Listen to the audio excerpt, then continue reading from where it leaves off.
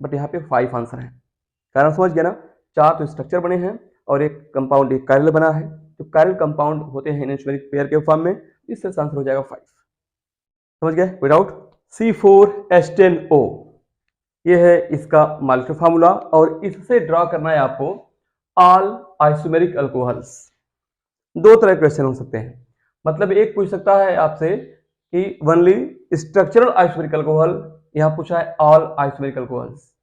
तो 2 तरह के आंसर हो सकते हैं। फर्स्ट आप इनके स्ट्रक्चरल ड्रॉ करना है, स्ट्रक्चरल आइसोमर्स जो यहाँ पे लिखा है ऐसे स्ट्रक्चर्स ड्रॉ करते हैं पहले, है ना। देखो कैसे, कितने कार्बन है 4, तो शुरुआत हमेशा ऐसे करना, फर्स्ट नंबर पे इन चारों कार्बन को स्टेट में ऐसे लिख देना है, ऐसे लिखा है ऐसे। कितने कार्बन हो गए, चारों कार्बन को आप स्टेट में लिख दिया आपने, फिर यहाँ पे लिख देना है ऐसे OH, फिर कार्बन की वैलेंसी पे H लिख करके कंप्लीट कर देना। आप जानते ही हो कार्बन की वैलेंसी 4 होती है, यहाँ पे एक बॉन्ड बना है, 3 वैलेंसी इसकी बची है, तो यहाँ पे कर दोगे CH3, 2 बॉन्ड इससे बन चुके हैं, 2 बाकी है तो CH2, इसके भी 2 बॉन्ड बन चुके हैं, 2 बची है CH2, यहाँ भी CH2। ये इसका फर्स्ट स्ट्रक्चर है, कुल कार्बन है ब्यूट, कुल कार्बन 4 है, 1 2 3 4। नंबरिंग ऐसे करते हैं जहां से फंक्शनल ग्रुप नजदीक होता है कार्बन की लॉन्गेस्ट चेन, ये हो गया ब्यूट, और सिंगल बॉन्डेड है तो N, ठीक है, और 1 पे ऑल, ठीक है, 1 पे ऑल। एक चीज आप डाउट कर सकता है, एक्चुअल में N की स्पेलिंग होती है एन, दिखा ऐसे ना, ये ब्यूटेन हो गया, और 1 पे ऑल है, जब ऑल इसकी बिगनिंग वावेल से है, ओ और ना ऑल, तो इसके ई को ड्रॉप कर देते हैं, तो ये हो जाता है 1 ऑल, ठीक है ऐसे। खैर फर्स्ट हो गया। सेकंड पे आना, तो सबसे पहले जो OH फंक्शनल ग्रुप है, इस OH का स्थान बदल बदल के, पोजीशन चेंज करके स्ट्रक्चर ड्रॉ करना। तो पहले फिर देखो 1 2 3 4 हो गया, फिर OH को यहां रख देना आपकी बार, इस पर देखिए ये OH हो गया। कार्बन की वैलेंसी आपको पूरी करना आता ही है, ऐसे रख देना, फिर CH2 CH, ये हो जाएगा CH3, 1 2 3 4, 4 मतलब ब्यूट, ठीक है, कार्बन कार्बन सिंगल बॉन्ड, तो ये हो गया A, और 2 पे ऑल, तो ये होगा 2 ऑल। कितना आसान है ना। थर्ड पे आना, फिर OH को यहां रखना। देखो अब OH को यहां करोगे तो नंबर यहां से 1 2 3, देखो ऐसे ना, 1 2 3 4 हो जाएगा, 1 2 3 ऐसे करोगे। मान लो अगर OH को यहां रखते हो तो 4 कार्बन की पेरेंट की फिर हो गई, तो 1 2 3 4 करोगे तो ब्यूटेन 2 और फिर रिपीट हो जा रहा, मतलब ये नया नहीं है, ये नया नहीं है। तो क्या करोगे फिर तो फिर इस स्ट्रक्चर पे आ जाना, आपने OH को रिप्लेस करके स्ट्रक्चर बनाया है, ठीक है, 2 बन गए। अब बेटे आप CH3 निकालना, कार्बन को छोटा करना, 1 2 3 बच रहे हैं यहाँ पे, तो केवल 3 छोड़ देना, ऐसे 3 कर दिया हमने ऐसे, ठीक। अब OH को यहाँ CH3 को यहाँ के बजाय बीच में रखना है ऐसे यहाँ पे, तो एक CH3 यहाँ कर दिया हमने, OH को यहीं रहने देना, तो ऐसे हो गया, ये हो जाएगा CH3, ये हो जाएगा CH, ये हो जाएगा CH2, 1 2 3, 2 methyl propane 1 all, 2 methyl है ना, प्रोपेन 1 ऑल हो गया, इसको रिप्लेस कर दिया आपने। और फिर बेटे अगर इसको आप यहां रखते, मान लो सोच रहे हो यहां रखने के बारे में, तो यहां रख के दिखाते हैं आपको हम। अगर आप ये सोच रहे हो कि हम जैसे यहां रखें इसे यहां रखें, एक बार 3 कार्बन की पेरेंट चेन है, यहाँ पे OH है, चलो यहां रख के चेक करते हैं, बताइए नया है क्या, बोलो। बिल्कुल नया नहीं।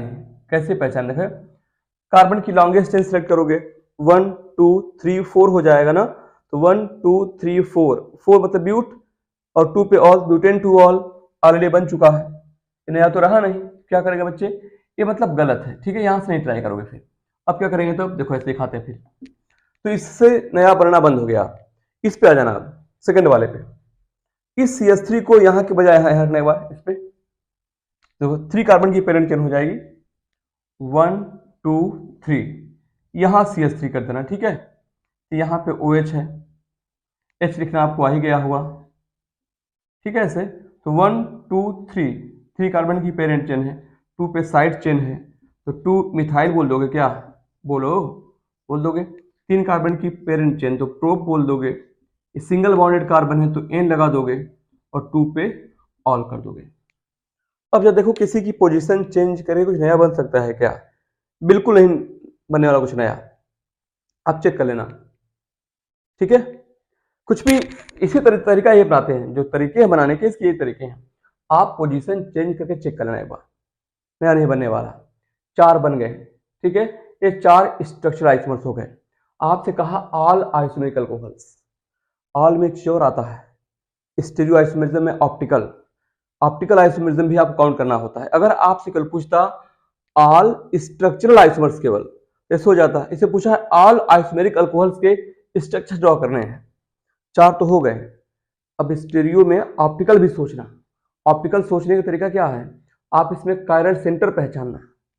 तो कायरल सेंटर कहाँ पे किसी में है क्या, चेक करो। कायरल सेंटर का मतलब एक ऐसा कार्बन, कायरल कार्बन का मतलब एक ऐसा कार्बन जिसकी चारों वैलेंसी अलग अलग एटम या ग्रुप ऑफ एटम से अटैच हो, ठीक है। देखो कार्बन पे 2 H हो ही नहीं सकता, 2 H same same, 2 H same same, 3 H same same, हो ही नहीं सकता। यहां देखो इस कार्बन को देख के क्या लग रहा है, इस कार्बन पे एक CH3 है, एक H है, एक इथाइल है और एक OH है। ये सेंटर कायरल हो गया, ये सेंटर कायरल है ना। तो यहाँ पे हो तो इस पे 2 CH3 कायरल हो ही नहीं सकता, इस पे 3 CH3, 3 C हो गए, 3 CH3 कायरल हो ही नहीं सकता। फिर एक ही के पास कायरल सेंटर है। जब ये कायरल सेंटर है तो बनाया क्या बनाएगा, ये बनाएगा इनएंस्टोमेरिज्म शो करेगा, इनएंस्टोमर्स बनाएगा, ठीक। दरअसल जो कंपाउंड कायरल होते हैं ना वो पेयर के रूप में पाया जाता है, पेयर, फिर डबल हो जाएगा। यह और इसकी mirror image, non super imposable mirror image, नाम सुना होगा इनएंस्टोमर्स का। ये 2 काउंट होगा, यह और इसकी मिरर इमेज। 1 2 3 4 5, कुल 5 हो जाएंगे अगर आपसे structure of all isomeric alcohol पूछा है तो। अगर पूछता केवल structures of all structural isomers तो केवल 4 लिखते आप, बट यहाँ पे 5 आंसर है। कारण समझ गया ना, 4 तो स्ट्रक्चर बने हैं और एक कंपाउंड एक कायरल बना है। जो कायरल कंपाउंड होते हैं एनेंस्टोमेरिक पेयर के फॉर्म में, इससे आंसर हो जाएगा 5। समझ गए, कोई डाउट? चलिए ठीक है, कोई और क्वेश्चन आपके पास होगा तो पूछिएगा, लिख भेजिएगा, उसका आंसर पा जाओगे आप। इसमें इतना ही।